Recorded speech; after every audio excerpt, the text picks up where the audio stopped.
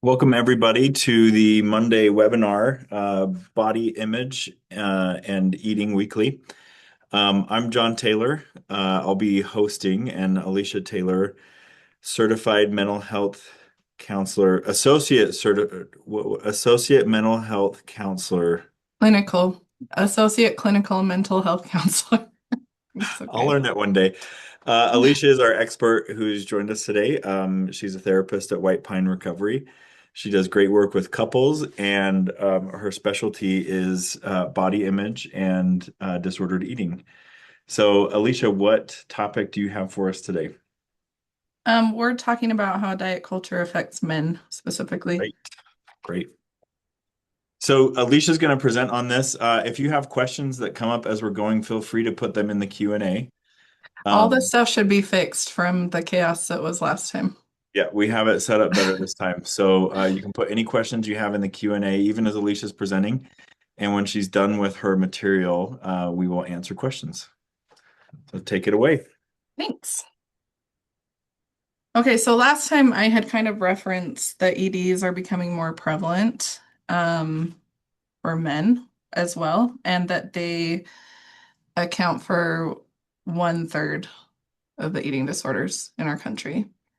Um, And the behaviors aren't always different. Often they do fasting, binge eating, and purging, which is, like I said, it's almost as common in men as it is in women. Um, and there are a lot of unhelpful stereotypes for what men should be and what masculinity is that contributes to how eating disorders and disordered behavior shows up for men. And those stereotypes show up in the medical field as well. And so diagnoses, the rate of diagnoses in men compared to women for eating disorders um, is lower. And that doesn't mean that it's not as prevalent, but people aren't looking for it in the same way that they do for women. Um, Even though some people might be like, things are so different in this day and age, there's still extreme pressure culturally for men to be masculine, muscular, and if that's what the pressure is that the like individual men are feeling to be more masculine, more muscular, sometimes the disordered behaviors show up differently, if that makes sense. So, um, sometimes like if a boy is um more on the small side, they're wanting to bulk up. Or if men are on the smaller side, then maybe what they think is ideal. They want to bulk up. And so they try to gain weight with things like steroids and supplements. And also in the way that they're eating, often they're not getting the variety of nutrition that they need. So, can I talk about a few of the things that are problematic when it comes to these supplements and steroids that might Go, be helpful? go for it. Okay, so steroids, taking them in ways that aren't prescribed or in ways that aren't necessary for your body can reduce sperm count. It can cause erectile dysfunction, testicular atrophy, and development of breast tissue. It can also cause liver toxicity, heart damage, including increased blood pressure and cholesterol, and risk of stroke, even in young people.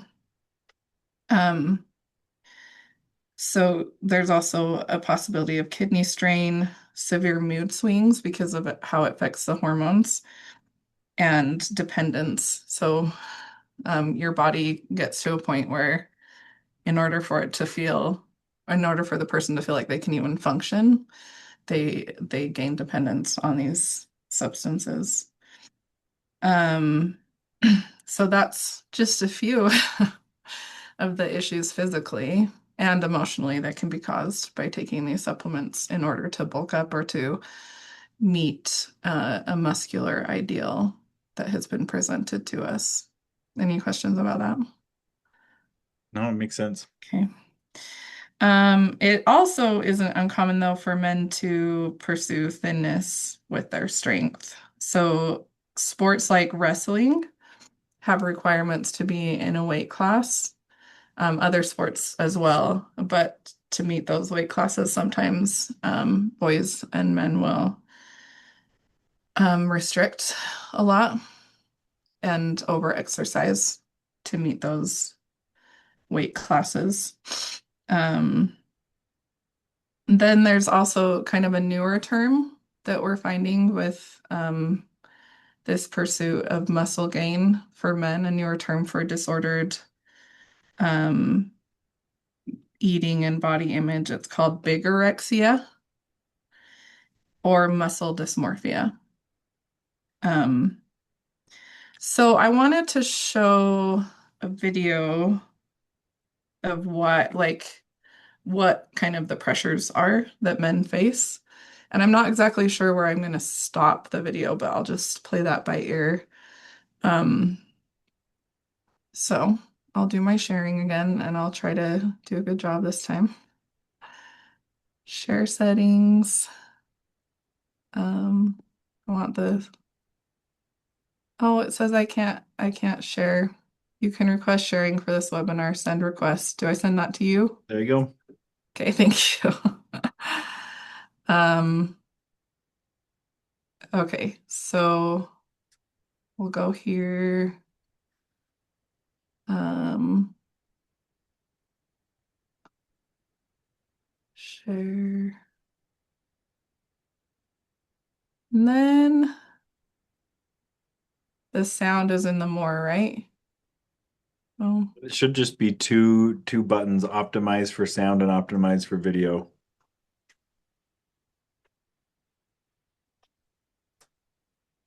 Like on the same window where you select which window you want to share.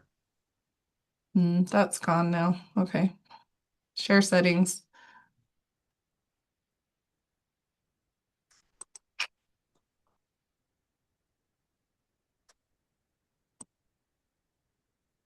Full screen. Can you see my screen? No, not yet. Okay, we're gonna try this again. Can you now? Nope.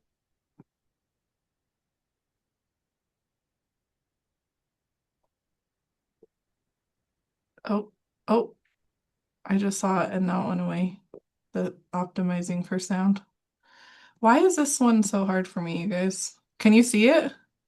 I can't. It's not showing up. Share sound.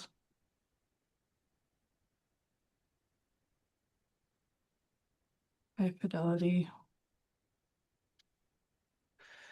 Now? There we go. Okay. I can see your browser. Okay, well, hopefully it will show you what I need to see. If I open it. How do I get this thing to go away? Which thing? This tab at the top. I don't know, but if it's your YouTube tab there, just go into that and hit play, and it should. I know, but it won't let me see my YouTube tab because this thing at the top is in the way. Yeah, I don't see anything at the top. Okay. I'm gonna make it smaller so it'll let me click on it.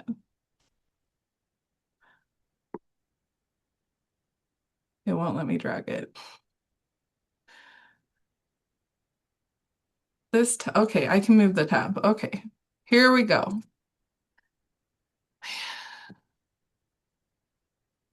Now, why is muscle dysmorphia and anabolic steroids only on our radar now?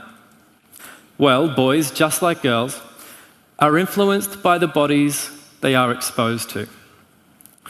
Behind me, you see action figurines of Luke Skywalker and Han Solo from the original release of the Star Wars trilogy. And on the right, you see the re-release. They've adopted that classic bodybuilder pose of big arms and broad shoulders and a muscular chest. And this is an analogue to the Barbie dolls that are widely recognized and criticized, marketed to young girls. And it's not limited to action figures. Research shows this same pattern of increasing muscularity in fitness magazines, television, movies, video games, and increasingly in social media. There is no gene in boys' genetic code that immunizes them from the influence of these messages. I'm actually going to stop it there because I think that was a really poignant statement. I also found an image that I thought of when he was talking about how different the action figures are from the 70s to now. And it was a pretty stark difference from my view. And I thought of James Bond. And here's the original, well, I think he's the original James Bond, but someone can correct me on that. Versus the most recent James Bond. Both good-looking men, but very different in kind of what was considered ideal at the time and the expectations. Also, even like the body hair, like Mhm. it was more like just like a natural like look, right? He probably didn't have to go on any super restrictive diets or exercise programs or waxing to achieve this look. Um, so there's obviously a very different expectation today. And to reach that expectation is a lot more rigorous and extreme. Um, I'm gonna stop sharing for a minute, but I think I'm gonna have to share again, which will be great for all of us, I'm sure. Um, so did anything come up for you when you saw those, Johnny? I don't. I mean, just the side by side picture, it's kind of amazing to think of even what that character James Bond was portraying, like almost like the perfect manly man, and Mhm. how different of just a visual image that is now versus what it was, what, 30, 40 years ago. It's kind of Yeah, crazy. and I think it highlights the stuff we've talked about in most of the webinars thus far, that um, it's arbitrary and it's the guide, the the goalpost is always moving. Hmm. Hmm. And so we're always like, wait, what is my body supposed to look like? It's because it's not like doctors back then were looking at people who looked like that picture of Sean Connery and are like, where are all the healthy men? Like, it's just these hairy, non-defined men. We're in trouble. We need to We're look in like trouble. this. Yeah, Yeah. it just happened one day that people were like, actually, you should have every muscle in your body defined and visible, even when you're sleeping. It's Hmm. crazy. Yeah.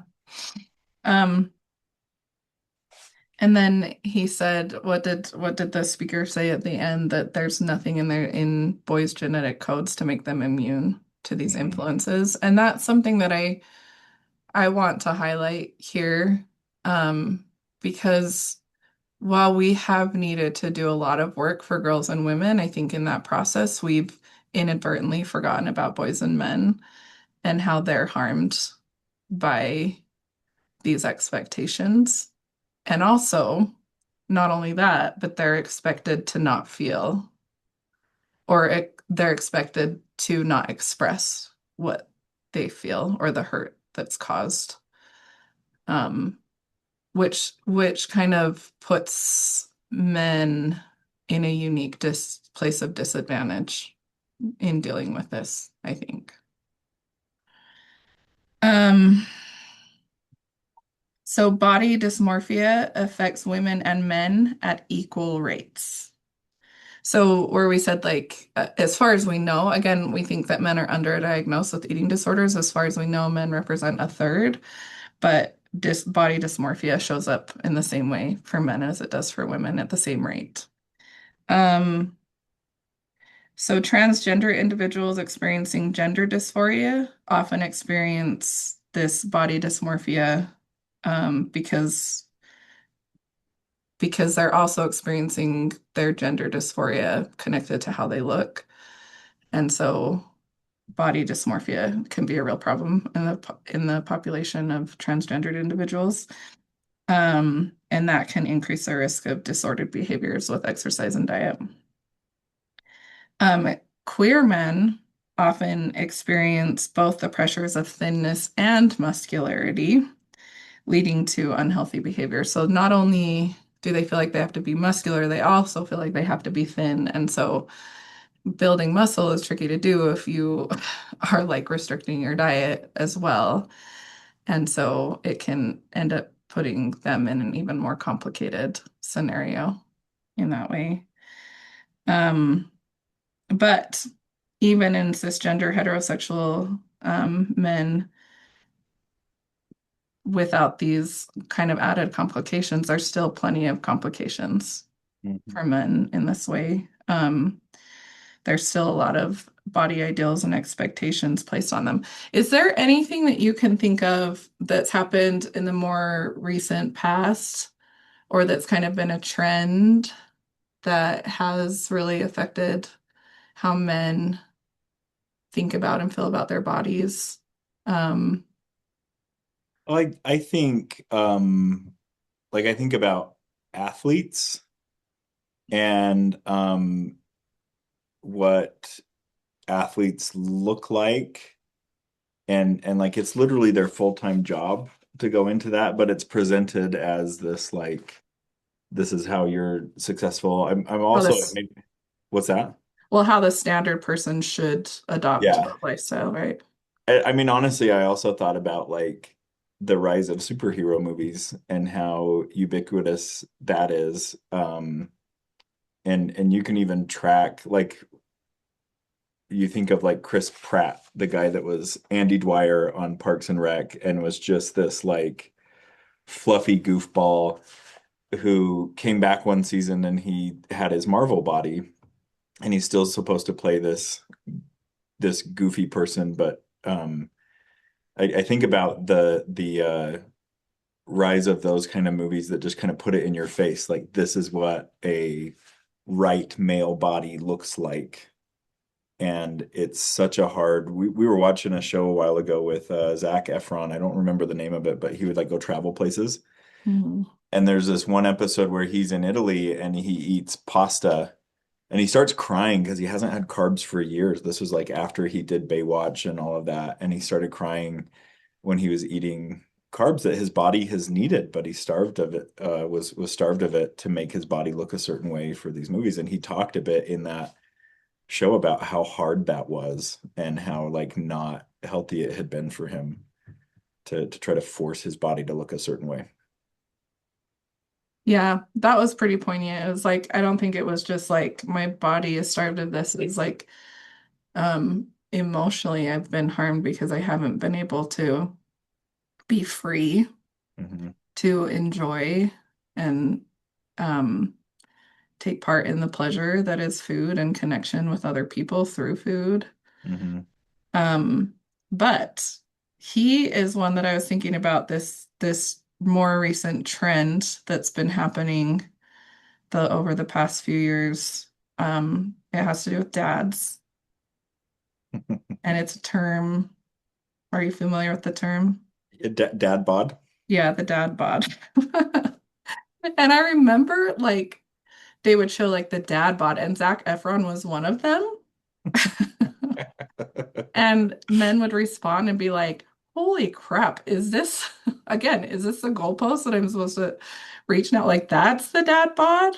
Like, what am I? Like Jabba the Hutt? Like, like how this is not reachable. And if, supposedly this is just like the more like relaxed, you exercise some anyways. It's just it still felt extreme to a lot of people.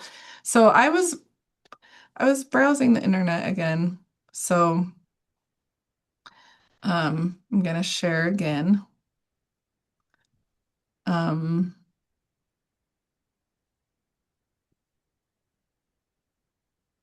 we're good on sound. Well, we don't need sound anyway. Let me find.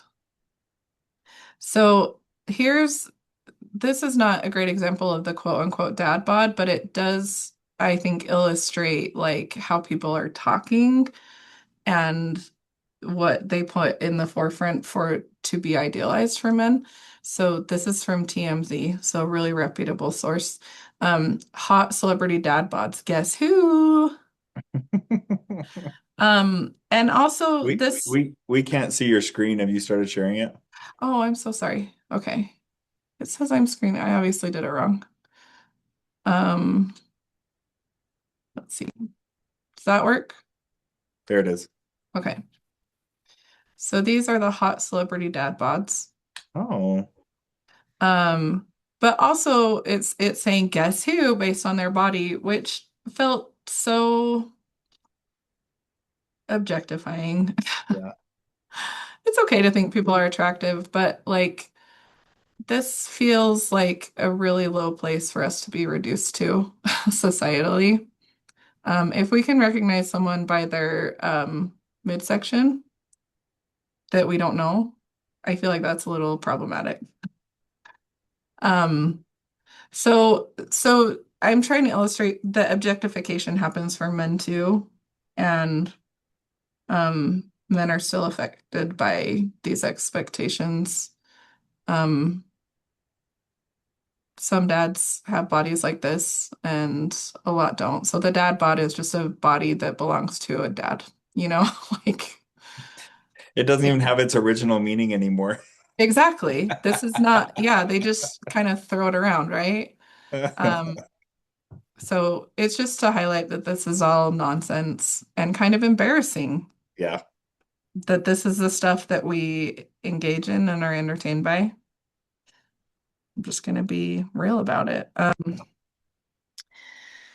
So, um, there was a survey that was done by a company called Equip that that's what they do. They do eating disorder work, intensive outpatient work that's all online. And I've been impressed with them as a company, but they sent out the survey to 1,027 men and found that 76% of men said they feel anxious about missing a workout. 59% exercise to compensate for eating. 49% have avoided social situations due to body concerns, and more than 25% have intentionally bulked or cut. And we talked about like what that takes. It's it's extreme measures in most cases. Um, and another thing that's tricky about all of this is that disordered behaviors are often framed as discipline, which we value as a society, right? Like, wow, that person really has a lot of discipline. Um, And so stigma that men face about you should be strong, masculine.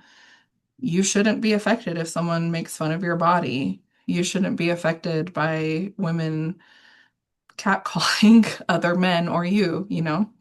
Um, and so that can get in the way of men speaking up and getting the help that they need when they're feeling like things are out of control. Um, Only 25% of the men surveyed have actually sought help. But like it said, 49% agreed that EDs are not just a women's problem. Um, and so there's a big disparity in recognizing that it is a problem that men face, and a lot of men face, not just a small portion of the population, and that they are allowed to get help for it. So just like actually saying, this is a thing for me and I would like help for it, uh, is heavily stigmatized culturally. Um, so then I guess I want to talk about what what men can how not just men but how us culturally because we try to talk about like even if we're doing okay, there's effects that we can have on other people for good or bad in how we talk about these things. And so what are ways that we can help support men and that men can help themselves when it comes to these things? That's kind of what I want to talk about next. Um, the first step for men getting the help they deserve is normalizing the fact that men do have body image issues. And so that takes all of us to be able to make people feel comfortable. Like, hey, this is a thing that a lot of men deal with, and that's normal. It makes sense given all of the things that they're exposed to, and they deserve help too. So all of us kind of using more of that language so that it starts to be less of a stigma. Um, Also that word discipline, reframing what discipline means. Does discipline equal lost meals, lost sleep, lost relationships, and extreme workouts? If so, maybe that narrative should change for you. Maybe we could come up with a different word for discipline because we like that idea so much that someone is, or the idea of ourselves or other people being consistent. But I don't think that has to look like self-harm and torture. Change the way we talk to and about boys and men. I think people are like, oh, I would never say something about a girl's body, but I'm happy to point out that, oh, your belly's big, or I just think maybe we shouldn't minimize that as much as we tend to. Um, and we should stop pretending that they aren't affected because the research is very clear that they are. They're deeply affected by how they perceive and other people perceive their bodies. And again, like um, men can be objectified as well as women can. Um, and then in an article I found about how men can cope with diet culture, they suggested that letting go of dieting doesn't mean a lack of concern for health. Actually, health improves when there's balance, not restriction.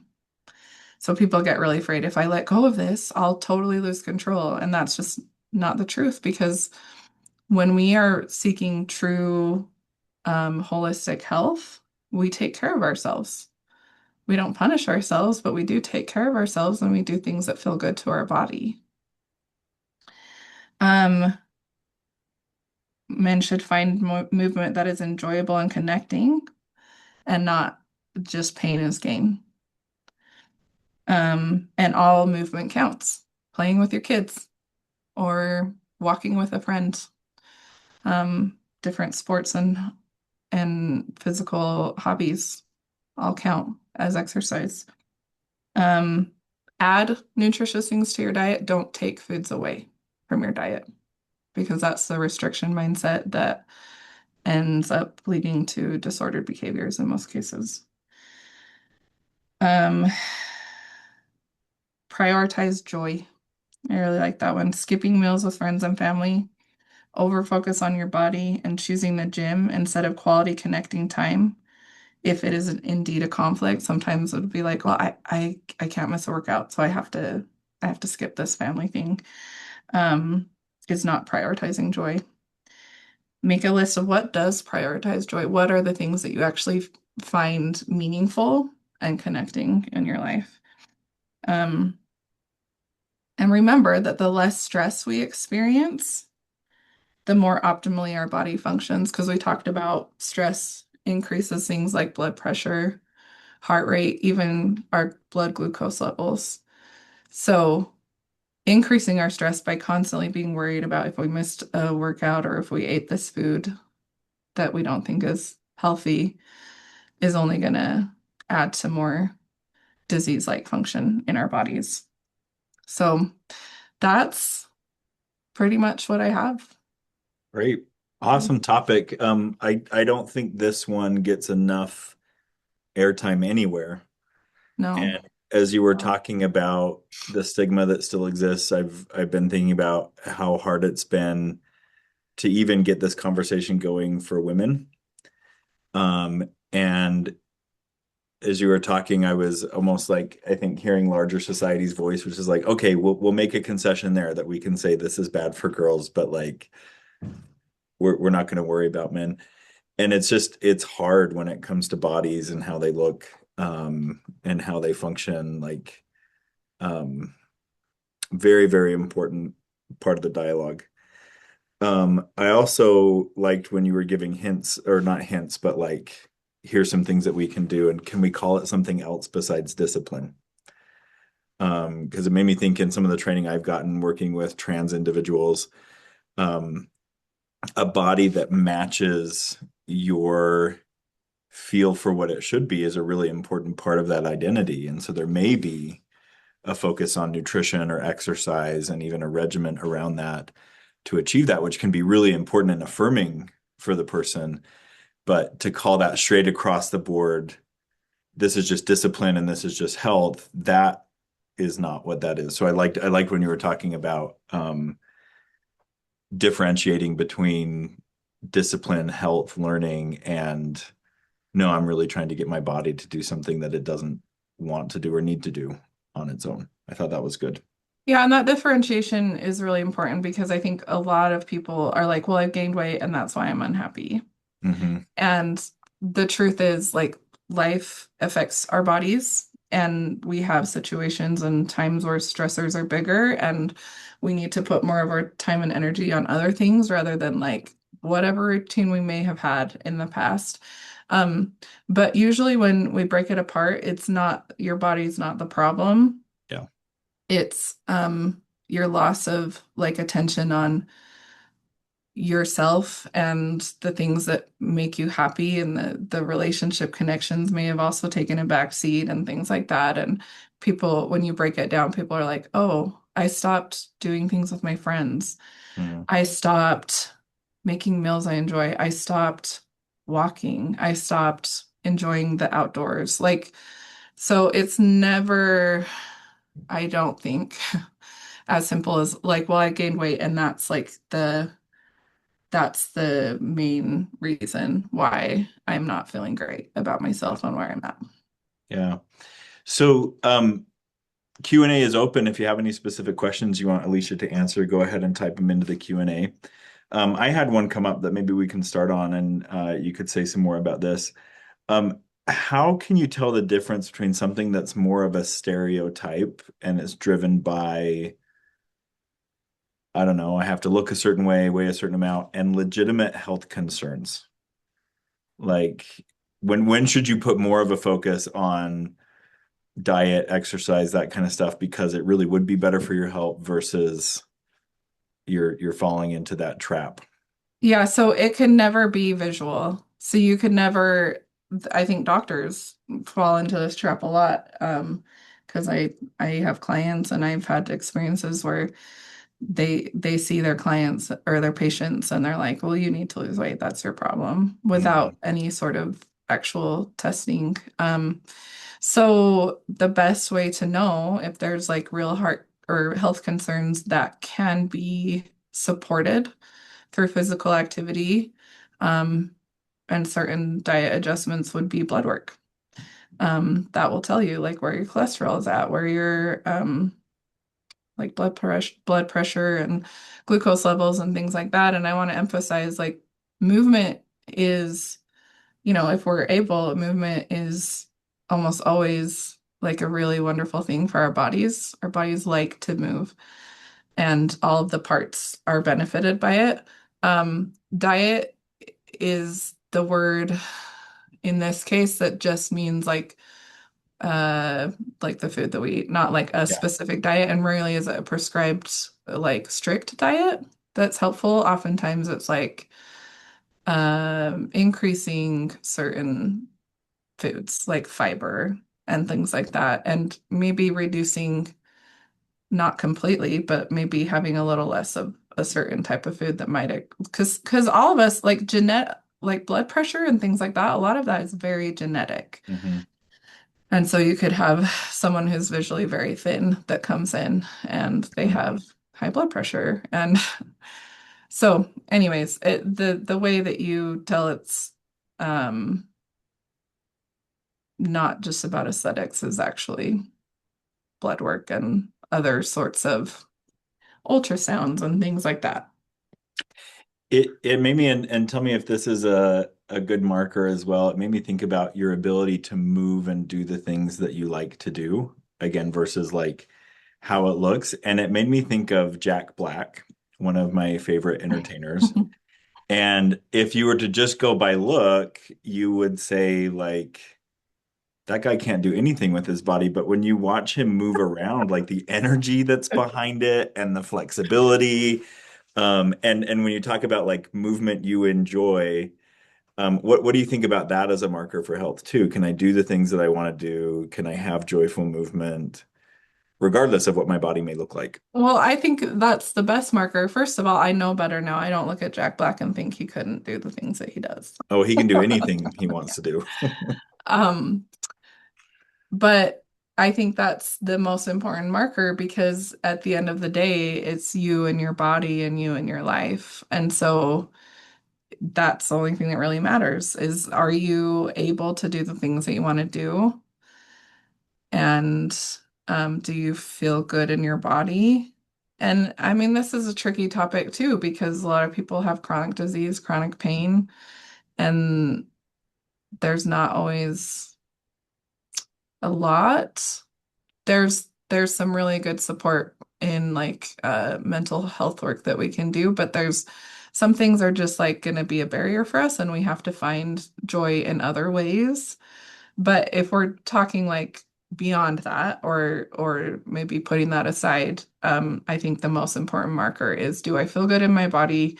Am I able to engage in the activities that I want to engage in? And if not, like, can I get support from a physical therapist to learn about the ways that I can strengthen certain muscles so that I can do that? Or can I do more of this certain type of exercise that I enjoy that will help me get stronger? Um, yeah, like how you feel and how you want to live your life is the most important thing. And that's the problem with getting so much input from Yeah. outside sources is we start to forget what actually matters to us. Yeah.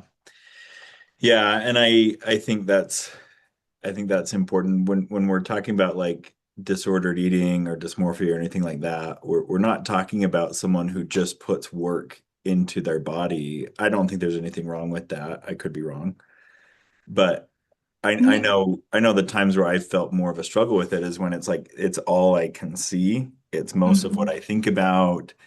Every decision comes back to that in some way. It's like this mind prison versus, yeah, it's this thing that I do. Here's the results. I like that. And then on to the next thing. It really becomes all consuming.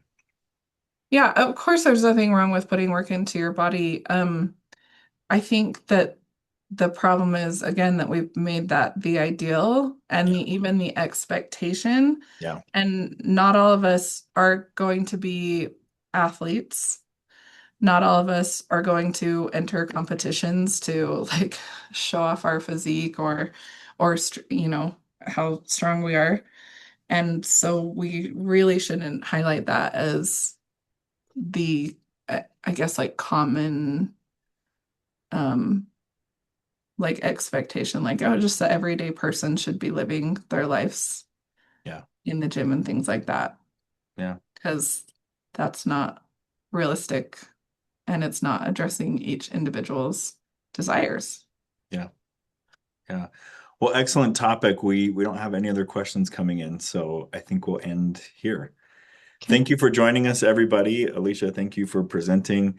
If you want to know more about Alicia and her work, you can find out more about her at whitepinerecovery.com. Thank Thanks you. everyone. Bye. Bye.